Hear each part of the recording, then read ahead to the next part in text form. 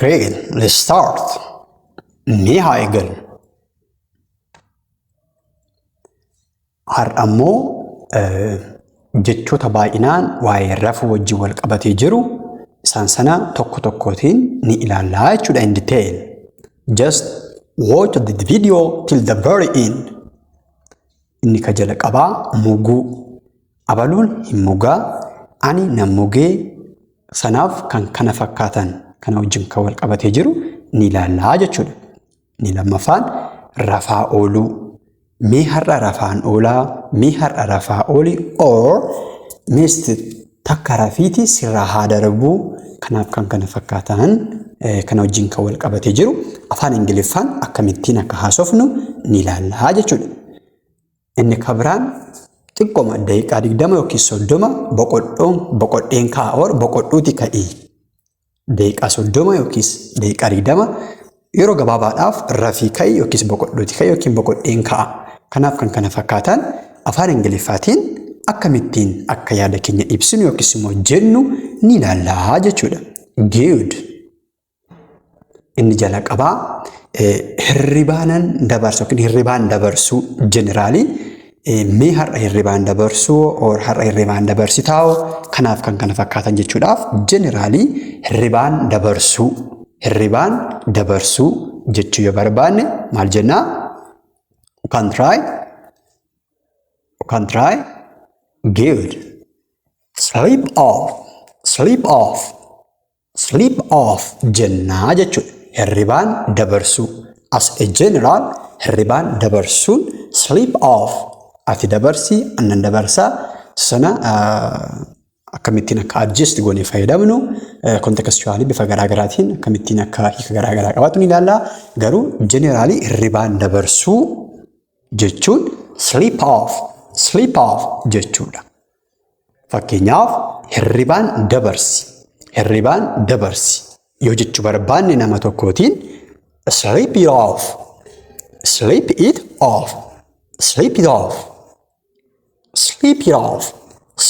off jechuu ni dandeenya jechuudha. Hirribaan dabarsi jechaa jirraa jechuudha.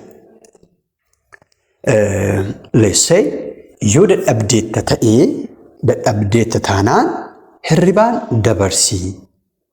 Har'a haa ta'uu, bora haa ta'uu, amma haa ta'uu, whatever it is, hirribaan dabarsi dadhabdeetta yoo ta'e yookiin takka rafiitii siyaana hidhachuun yeroo gaarii fudhadhu rafii jechuu barbaan. If you exhausted, please sleep it off. If you exhausted, please sleep it off. If you exhausted, please sleep it off. Yoo dadhabdeetta ta'e or if you beat today, please sleep off. If you beat jechuus ni dandeenya. If you beat or if you exhausted, please sleep off. Please sleep it off jechuu ni dandeenya jechuudha. Yoo dadhabdeetta ta'e hirribaan dabarsi jechaa jirraa jechuudha. Great. Maaliif rafaa hin ooltu har'aa? I think dadhabdeetta natti fakkaata. Kanaafuu maaliif rafaan ooltu? Maaf har'a hirribaan hin dabarsitu jechuu barbaan? Why don't sleep it off today? Why don't sleep it off today? Jechuu dandeenya jechuudha. Why you don't sleep it off today? Why don't sleep it off today? Maaliif har'a rafaan ooltu yookiis hirribaan hin dabarsitu guyyaa har'aa?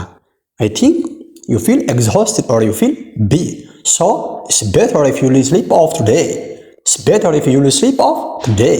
It is better if you sleep it off today. Yoo rafaa oolte yookiis hirribaa yoo dabarsite guyyaa har'aa gaariidha. Dadhabaa jirta fakkaataa jechuu yoo barbaanne you can take that. It's better if you sleep it off today jechuu dandeenya jechuudha. Sleep it off today. Sleep it off today. Mee har'a rafaan oolaa ofuma keenya immoo mee har'an ka'ee rafaan oolaa dadhabeera. I feel headache or I feel tired or exhausted. So let me sleep off or let me sleep it off today. Let me sleep it off today. Let me sleep it off today. Har'a mee rafaan oola jechuu barbaanne immoo Let me sleep it off today. Let me sleep it off today. Jechuu ni dandeenya jechuudha. Akka kanaa jechuu ni dandeenya jechuudha.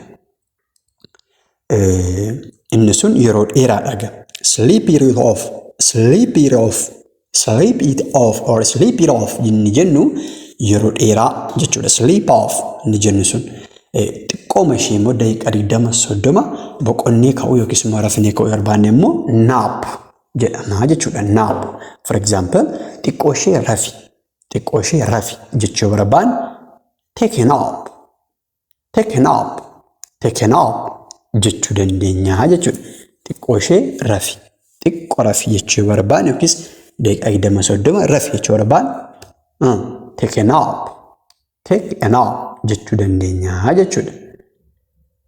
Yoommoo ani xiqqoo rafeen ka'a yookiis immoo mee xiqqoo isheen boqodha jechuu barbaanne let me take a nap. Let me take a nap. Let me take a nap jechuu dandeenya jechuudha. Akka kanaa jechuu ni dandeenya jechuudha. Good. Inni kan biraan immoo muguu. Muguu. Just hirribumaa ta'ee muguu ta'anii yookiis akka tokko ta'anii muguu jechuudha. Miidhagbii agarsiisu. So inni kun maal jedhama? Nod off. Nod off. Nod off jedhama jechuudha. Fakkeenyaaf asitti hin mugiini. Asitti hin mugiin bakka kanatti hin mugiini jechuu barbaanne don't nod off her. Don't nod off her. Do not nod off her jechuu dandeenya jechuudha. Don't nod off her. Asitti hin rafin asitti hin mugiini jechuu barbaanne nama tokkoon maal jechuu dandeenya? Don't nod off her. Don't nod off her or do not nod off her jechuu ni dandeenya jechuudha. Si ilaalaan ture erga silaa qabeeyati mugaa turtee. Mugaa turtee. Ati mugaa turtee erga silaa qabee si ilaalaan ture jechuu barbaanne I was looking at you. You are nodding off. I was looking at you. You are nodding off. I was looking at you. You are nodding off jechuu ni dandeenya jechuudha. I was looking at you. Si ilaalaan ture. I was looking at you. You are nodding off. You are nodding off. Rafaa turtee. Si ilaalaan ture ati rafaa turtee jechuu barbaanne I was looking at you. You are nodding off. You are nodding off jechuu ni dandeenya jechuudha. Akka kanaa jechuu ni dandeenya jechuudha. Good. Boonaan mugaa jiraa. Boonaan mugaa jiraa. Boonaan mugaa jiraa maal akka ta'e hin beeku. So boonaan mugaa jiraa jechuu yoo barbaanne Bona is nodding off. Bona is nodding off. He's nodding off or she's nodding off. Jijjiirree jechuudha. Mugaa jira, mugaa jirti jechuu barbaanne he's nodding off, she's nodding off, they're nodding off. Kanaaf kan kana fakkaatan subjectii yookiis pronounii fayyadamuu barbaanne kontekstii barbaanne sanaan finnee galchinee nodding off jechuun mugaa jiraachuu isaanii bifa kanaan dubbachuu ni dandeenya yookiis jechuu ni dandeenya jechuudha afaan Ingiliffaatiin. Good. Mee isin immoo mee bor rafaa oolluu hoo?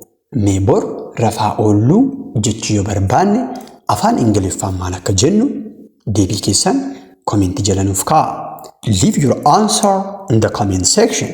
Put your answer in the comment section or in the comment section. Akkuma kanas hirriba xiqqoo ishee rafuu qabdaa. Xiqqoo ishee rafuu qabda yookiis xiqqoo ishee boqochuu qabda jechuu yoo barbaanne nama tokkootiin afaan Ingiliffaatiin jechootuma amma baranne yookiis waliin laallee fayyadamnee akkamittiin akka jechuu dandeenyu deebii keessan put your answer in the comment section. Leave your answer in the comment section. Inni dhumaa eenyuun yeroo baay'ee muguu jaallatu? Kan yeroo baay'ee muguu jaallatu eenyu jechuu yoo barbaanne afaan Ingiliffaatiin maal akka jennu isa kanas leave your answer in the comment section. Leave your answer or put your answer under the comment section. Put your answer in the comment section. Good.